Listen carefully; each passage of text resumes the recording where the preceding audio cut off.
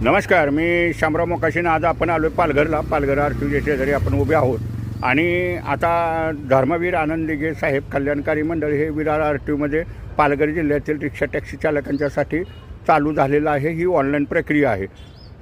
तरी rickshaw taxi चालकाने आनंद दिघे कल्याणकारी मंडळ ह्या ऑनलाईनवरती आपल्या स्वतःच्या मोबाईलवरनं आपलं गाडी रजिस्ट्रेशन करायची आहे. त्याच्यावरती आपलं नाव नोंदवायचं आहे आणि जे रिक्षा टॅक्सी चालक ह्या योजनेत सामील होतील, शासन योजनेत सामील होतील, त्यांनाच न्याय मिळणार आहे. 13-14 योजनेतून त्यांना शासनाकडून मदत मिळणार आहे. म्हणजे तुमचं जर वय 65 वर्ष झालं तर सर्वसाधारणपणे 3,000 रुपये तुम्हाला पेन्शन मिळेल.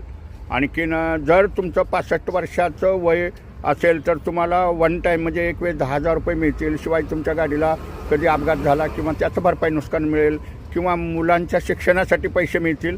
ही प्रक्रिया आहे. हे मंडळ चालू झालेलं आहे. पण रिक्षावाल्यांना काय मुठभर लोकांनी गुमराह केलेला आहे. रिक्षावाल्याची जबाबदारी आहे ऑनलाईनला अर्ज करायचं. ऑनलाईन आनंद दिघे कल्याणकारी मंडळ ह्या शासन योजनेवरती प्रत्येक रिक्षा टॅक्सी चालकानं आपापले ऑनलाईनच अर्ज भरायचे. तुम्ही म्हणतील आमचा गुरु काय बोलत नाहीत, आमचे नेते काय बोलत नाहीत. आता नेते बिते सगळे सोडून द्या विषय.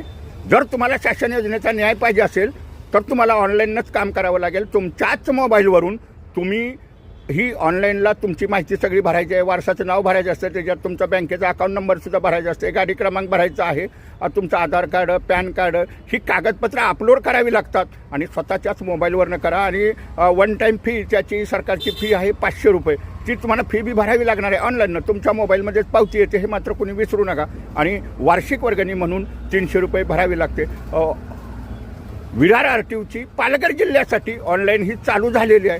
हा व्हिडिओ पालघर जिल्ह्यातील रिक्षावाल्यांनी एकमेकाला शेअर करा आणि प्रत्येकानं तुम्ही त्या ऑनलाईनवरची अर्ज करा. तुम्हाला न्याय मिळेल हे मात्र तितकंच सत्य आहे. बाकी आमचा गुरु काय बोलतोय, आमचा नेता काय बोलतोय, विषय सोडून द्यायचं. तुम्हाला जर शासन योजनेचा न्याय पाहिजे असेल, लाभ पाहिजे असेल तर ऑनलाईन ही तुम्हाला करावी लागेल आणि फी भरावी लागेल. धन्यवाद.